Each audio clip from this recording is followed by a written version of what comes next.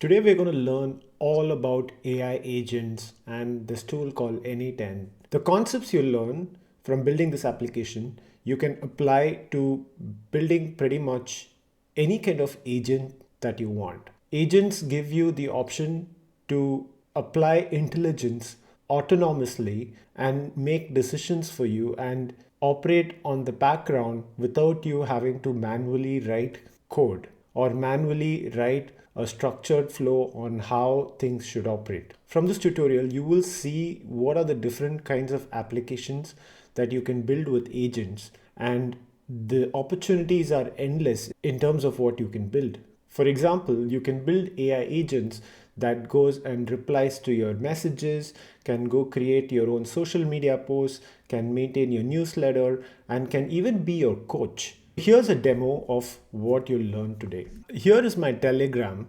I can also access it on my phone, but on Telegram, I created a bot called Hormozy Reminders. It's a bot, and what this bot does is every hour it will send me a quote from Alex Hormozy. Except the quote is not a generic quote that you could go on to ChatGPT and say, just give me a quote from Alex Hormozy. This quote is from the videos that I have watched and liked. And I have transcribed this video and stored all this content into a database. So what this AI agent does is goes and looks up all the content that I have watched and learned and takes a quote from it and then sends one every hour. So this will run 24/7, and I will keep getting some sort of wisdom like life advice or business advice from Alex Hormozy that I find quite inspiring. But the concepts with which we will build this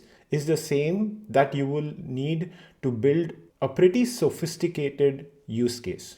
Like if you're ambitious enough, you could think about building your own business mentor agent that basically answers all your questions, and you give it a very specific goal, and it will do all kinds of tasks like managing your tasks, like replying to your emails. And it's basically building up to a one person company using just AI agents is still a reachable goal. Someone is going to do this first. The concepts with which we'll build this scaled to multiple different scenarios is how you would end up building something like that. So going back to the demo, so let me manually trigger this once and show you how it works. So first I need to deactivate so that I can manually turn this on, because if it's activated, it will do this on a schedule.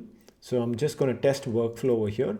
As you can see, it will go and do some operations on the back end. It'll go use an AI, it'll go talk to my database, and it'll have all sorts of communication. And then finally, it will give my quote. In this case, my quote says, document the struggle because those hard times are the times you will look back on, not the highlight reel. Document the struggle because that's the come up. Document the struggle because those are the stories that are worth telling. So I could keep doing this.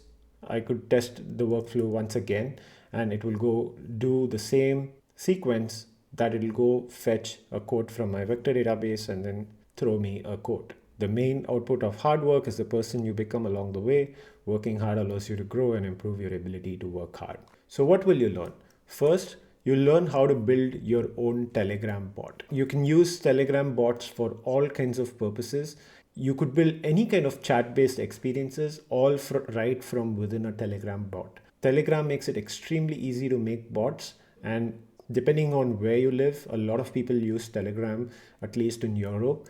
So it blends very easily with the tools that users are familiar with. So if you were to build something for a business, Telegram would be a great choice. Next, we'll learn how to build AI agents. We'll learn how to write prompts. We will learn how to connect it to different tools. We will learn what tools are. We will learn what memory is. We will learn how to debug AI agents. We will learn how to craft a prompt so that it works as you want without any error. And we will learn about different AI models and why would you pick a certain AI model over the other. And we will talk about a lot of those things as we build. Then we will learn how to make flows. Similar to how you make flows on your screens, like a UX flow. We will learn how to make flows inside NA10 using this visual builder. And that could be a little complicated when you're starting out, but when you understand how things work, then things get a lot more easier.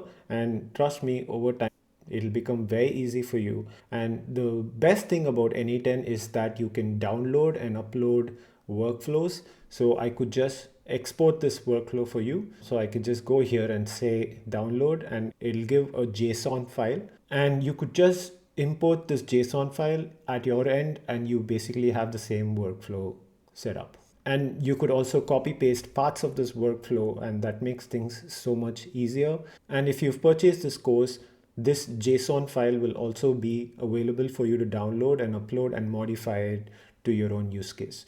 I've been using it for a few days, and I absolutely love this piece of motivation every hour. It's been a complete game changer for me in just keeping me motivated and just keep building this thing that I'm building. Oh, and another very cool possibility is that because all of this is JSON, you can use ChatGPT to generate these flows and pretty much download them from ChatGPT and upload them here, and your flows will be done. So basically you can prompt these flows directly from ChatGPT. Next, we'll learn about how to work with databases. We will learn about a vector database, which is very different from a conventional database, how you can store your values in this vector database called Pinecone, and how you can retrieve from it based on the questions asked, and how you will write AI prompts to do this accurately for you.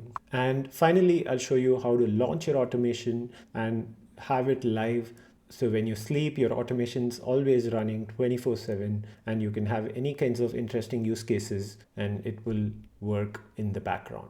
As for the cost of this tool, you have two options. Option one is to directly use their website, n8n.io. This can be a little expensive, but extremely easy to use. For $20 a month in an annual plan, you get about 2.5K workflow executions with unlimited steps. So that means you can run 2,500 workflows. So in this example that I gave you, I'm running it once an hour. So in just one day, I'm running it 24 times. If I'm running it for 30 days, it's going to be 720 times. It's still less than the number of executions you get per month. And the other option is to use the N8N open source tool. So if you look at N8N, it's actually an open source software. So you basically have the whole code available on GitHub to run wherever you want. So you actually don't have to pay for this tool. As you see, it's one of the most popular tool with 82,000 stars. This is actually pretty big for a tool. And of late, N8N has gained a lot of popularity for this reason, because it works really well with AI agents. So the question is, where do you host this tool? So you have the code, but you need to host it somewhere to be able to use it. And you would host it in this app called railway.app. And railway.app it's basically a computer on the cloud. So you can run your software in Railway for a very nominal pricing. Railway costs for the hobby project about $5 a month. You would definitely not be using more than $5 a month. It might happen that if you have multiple of these executions happening on hourly basis, let's say 2 to 3 executions, then maybe you may hit the limits. Also, it depends on how large your execution is and how intensive it is. So it depends. But for most cases, $5 a month is already plenty for you to build any kind of interesting automation. I'm going to show you how to set up the free version of N8N. It's a little bit complex to set up than the paid version, but it's also not that complex. Let me show you and you can be the judge. I have a project here. So I am not going to create another project, but if you were to create one, so you can just go to this new project, and within this project, instead of starting from scratch, I would go say start a template. And as you see, the first template, this template by Jack, this is the template that you're looking for. As you can see, 38,000 people have downloaded it, and it has 100% uptime. And this template works really well with the project that we want to build. So once you set up your template and sign up and all of that, you will see something like this. So what's happening here, right? So this is not N8N just yet. This is basically the computer on which N8N is installed. So in this computer, you have a worker. A worker is, think of it as like something that takes inputs sequentially and executes that inputs in that sequence. Postgres is a database that in which your N8N software is stored, and also all the data that you store within different storage mediums in your N8N, all of that is stored in this Postgres database. And this database itself is in Railway. If this is too confusing, you don't have to worry too much. You wouldn't have to mess with these unless, let's say, you are working with a lot of data that you store locally and your space exhausts. Then you might possibly want to clear up the space or increase the space. But if you don't want to deal with all of this space management, and especially when you start scaling your application, you will end up with a lot of these configuration issues. And if you don't want to deal with those, just get the N8N Cloud. Again, it's a little more expensive, but you will save the trouble of having to do all these setup. This is where the main application lives. So if you click on this, you can see this little link here. If you click this link, you will open your N8. And finally, before we go, Redis is also interface for your database. It's another technology that talks to your database. The exact details of what this technology is kind of out of scope for this. It might just confuse you, but let's stick to what is necessary for us, which is you click on this primary and click on this link, and that should open your N8N tool. So once you're in N8N, you have a window that looks like this. Basically, you have a sidebar with an overview and personal. These are basically teams. You wouldn't be needing these, but overview is basically where the home is. These are different projects that I've created and I've been playing around with it. And you have templates and variables. These are some advanced concepts. We won't go into that just yet. But if you go to the templates library, you'll find a lot of templates that you can just download for free. All you need to do is just go and type the tool that you want. So let's say I'm going to type Telegram, and you can see a lot of workflows are already available. So if I were you, I wouldn't build anything from scratch. I would just use one of the templates and modify it to my use case. So in this example also, we are going to use a template and we are going to modify it, but I'm going to show you exactly how to modify and work with your templates. So back to N8N. Over here you have workflows. These are the different workflows. So workflows are like a sequence of steps, right? So you can, out of the 2000 executions, each workflow has an execution. So if you run a workflow, it completes an execution and you will be charged for that. Credentials are basically different API credentials that you can store in one place. So for each workflow you create, you don't have to get the API, place it back again, and you don't have to keep doing this. You just store all your workflows in one place and it's easily accessible. Executions are where every time when something runs, it executes. So as you can see, this has been running once every hour, the Telegram bot that I just built, and that is exactly what I'm going to show you how to build this. And each one has an execution ID. So if something goes wrong, for example, this execution went wrong, I can always open this execution and figure out what went wrong. So even if something has happened in the past, you can still go debug it and fix it for all the future errors. It's very handy. So to create a new credential or a new workflow, you can just go here. So you can click on new workflow or you can click on new create, and that will do things for you. Okay, so when I go inside a workflow, let me show you exactly how it looks like. So as you can see, there are like two sections here. There are actually three, because this workflow triggers another workflow, which I'm going to show you in just a bit. But let's just first go through some basics of N8N. So I'm going to go back to my overview and create a new workflow, and let me call it N8N basics. So it's useful for you to understand the concepts of nodes, triggers, and action. So as you see, there's a first step. And if you click on this plus, you can see that there are a bunch of options over here, right? You always need a starting point to your execution. There are several ways to start an execution.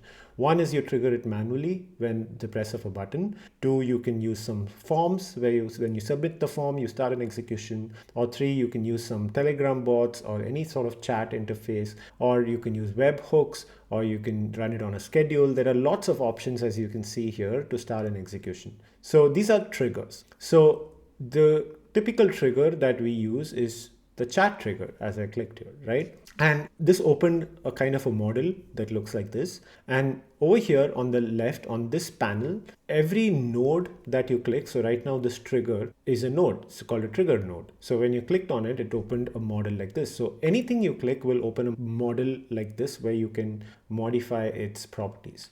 And everything will have a window like this where all the configurations lie, and within these configurations you have parameters and you have settings, right? And you can go to the docs and read if you want to know what exactly these do. It's best for you to understand what each of these fields are, but we will mainly work within parameters. And within parameters you have a button called test chat that basically tests just this node. So if I click on it, as you can see, there is a chat window that just opened below. So I can just go and say hi and hit on enter, and that will complete the execution. So you can see that node executed successfully. What it did was it basically submitted my chat, and of course there is nothing after this chat is received. So it just terminated right after the chat was received. So as you see here, there are not a lot of options for you to work with. So you can see file uploads and file meme types. So these are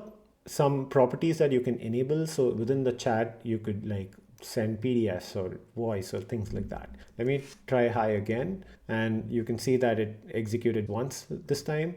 And on the right side, you can see the output of what I just typed in the chat.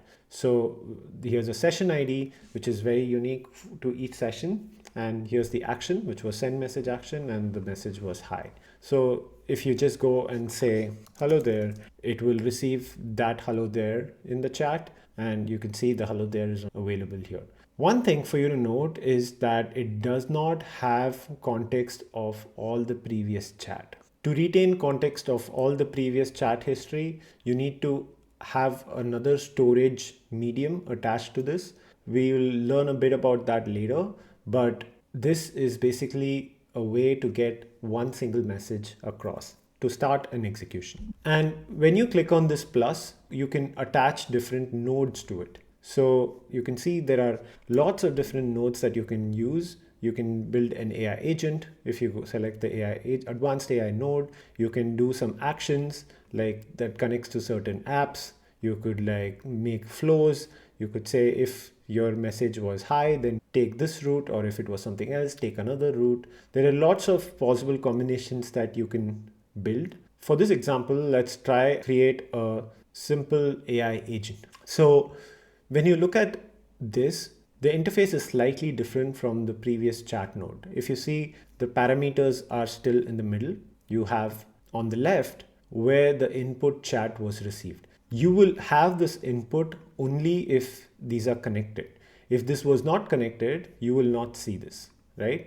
Let me show you. If I don't connect this, you won't see any input over here. So once I connect this, you can see the input from the chat, which is a session ID, an action, and a chat input. On the top, you have different ways to represent that data. You have a schema here, which is basically what are the different labels and the values, or you have a table, the same information in a table format, or you have a JSON.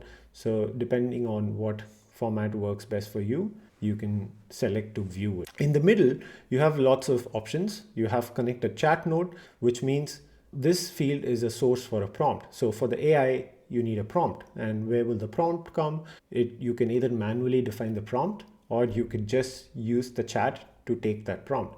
So that's what this is for.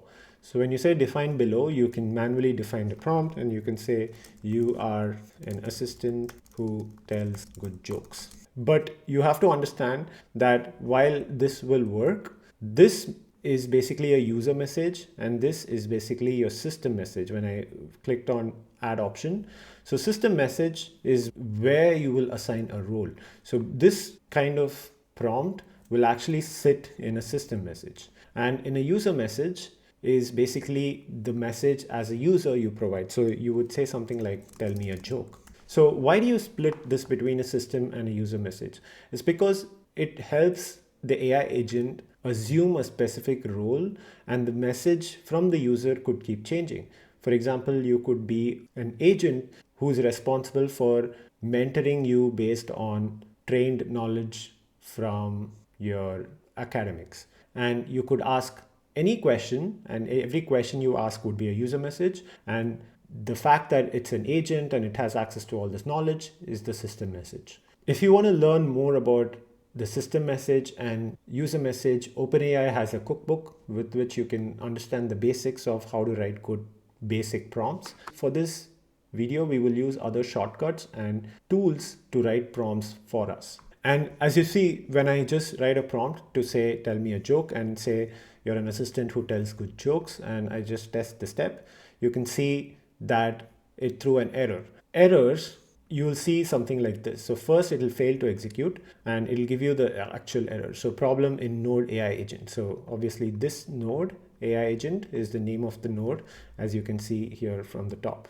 right? So what was the issue? A chat model sub node must be connected and enabled. So it's an AI agent, but this AI agent needs to be connected to a chat model like Gemini or OpenAI or Grok, or one of these models needs to be connected to this AI agent for it to work. I know it could be confusing because you would assume AI agent itself is a chat model. No, AI agent works with a chat model, with some memory and with some tools. So an AI agent needs these three things to work on its own. So it will use the chat model to ask questions, it will go store things in the memory as it needs, and it will go use tools like any app, for example, like Gmail, and then it will know how to work with these three things together to achieve the task that you give the AI agent. But the chat model is what powers it. That's kind of like the brain. So to fix this error, what you need to do is just go back, and you can see that there are three connectors here and not all of them are connected, and that's why you see this error. So you can see there's a star over here, which means this is the only one that's mandatory. So you can go to a chat model, and there are several chat models here, and I'm going to connect the Google Gemini chat model. And over here you see that it's asking for a credential. You wouldn't have a credential here. I already added one. I will show you how to add your own Google credential in just a bit, but the other one is all the different models that you can use. So 1.0 is sort of like a very old model as of today, which is 17th April 2025. The model that I would choose is Gemini 2.0 Flash. This is relatively new model, and the higher the model you go, the more tokens it takes. And some models like Gemma are not made for text, they are made for more images and videos. So depending on what your use case is, you might want to choose your model. So for this use case, I'm just going to select 2.0 Flash, and let's go into how to create a new credential. So when you click here, you can see that you have a host, which is your Google, and you need an API key. To create a new API key, let's go and say create a new credential, and we can go into Open Docs, and within Open Docs, let's select our Google Gemini Palm API key. And from here, if you scroll down, you know that here's where you need to create your API key. So first I have to go to Google AI Studio, and within Google AI Studio, I can go here and create a new API key. And you have to select a project from your Google Cloud. So if you don't have a project on Google Cloud, you can go to cloud.google.com, and within console, you can click here and you can select a new project, and you can say NA10 IO2 and select the organization and just create one. That's it. So once you create, it will create a new project over here, and when it's ready, it'll tell you. So you can just select that project, and you have basically a project on Google Cloud, but you don't have to do much over here. So let's go back into our Google AI Studio, and you just select the project, and then you can just say create API key in existing project. That'll set up a key like this. You have a free plan with this Gemini. It's until now, I have not hit the limits for the free plan, but you could always check the usage data from here and see at what point you would need to go for a paid plan. Google is usually very generous when it comes to their usage, especially Gemini is quite generous.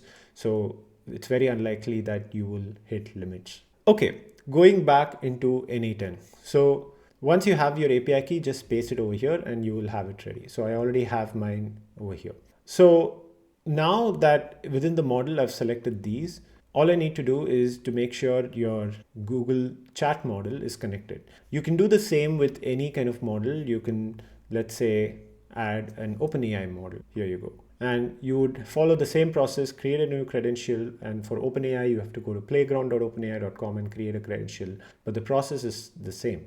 And let's delete this OpenAI model for now. And I will keep my Google model. And I'm going to delete this as well. So now that I have this, let me try and test this again and see if it works. There you go. So on the right, when it executed successfully, it says node executed successfully. And on the right, you can see two options, which is the output. And on the output, I can just drag this over here. So there's more things to see. And the output is obviously a joke. Why don't scientists trust atoms? Because they make up everything. And when you go into the logs, you can see that how the AI agent actually worked. In more advanced cases, you can see a very clear log in terms of step 1, 2, 3, 4. We will go into a more advanced one, but in this case, you can see that the system says you're an assistant, the human says tell me a joke, and the output was why don't you trust atoms because they make up everything. So very simple. This is how it works. And if you were to make this active, it is inactive, which means it's in a draft version. So when you make it active, it's basically a production version. So you can, what's the difference? You can just share the link to this production version anywhere and it will go talk to the AI agent and give you a response. So let me open the chat and I can just say, tell me a joke, and it'll go talk to the agent and come back with the output. So I can double click this and I can say make chat publicly available. Now I have this URL. I can just copy this URL and send it to anyone and they will have access to my AI agent that I just built right now. You can add your own authentication if you want to protect from anyone accessing it. You can also have an initial message that is sent to them when they open the chat, and you can build basically a conversational chatbot right from NA10. One thing you have to remember is to always save whatever you work on. NA10 doesn't auto-save. This is for a reason, because every time you would want to make changes and you sometimes don't want to save them, because your production executions would keep running as you keep working on new changes. So they don't want to auto-save it for that reason. Okay, so the tools is where you give AI access to certain applications. So if you click here, you have so many different tools. Like you have Todoist, you have Google Drive, you have Google Docs, you have Airtable, and you have all these different tools that you can take advantage of. So these are different apps, and these AI agents have a superpower to go talk to these apps, to make changes in those apps, which is very, very cool, because you can tell the AI agent to go write document on your Google Drive or retrieve a document and use that data and do some operations with it. Okay, so the data flow always goes from left to right. So when you have different flows, when you branch out, it would go, if there was a condition, it would go onto that condition, or it would take both directions and execute them simultaneously. So you can play around with different combinations and see how the flows work, but it just works like a simple flowchart. Just remember that everything has to be connected and error-free for you to be able to run the entire workflow. You just want to make sure that there are no errors, then fix the errors so that you don't have this problem. Then one more tip that I can give you is that when you're working on NA10, sometimes you don't want to, for testing purposes, write a new message from chat. Sometimes what you can do is you can pin the output of what you initially entered with this pin icon, and what we'll do is it'll keep this data for you all the time. It'll be as if, so you can see this little pin here. So this data will always be accessible. So when you go back here, you can see that this information is actually pinned information. So sometimes when you don't have any data over here and you haven't pinned it, what happens is over here you will have connected to the previous node, but you will still see no data over here because there was no data to begin with. But because now you've pinned it, you will always see data over here. And that's pretty much it. You can use this button test workflow to trigger the entire workflow, and when you're done, just save. I already told you how to publish it, and that's how you run an automation. So let's start to build our first automation on Telegram. I'm going to open my Telegram and I will open another window over here and I'll create a new workflow. We'll call it Hormozy bot.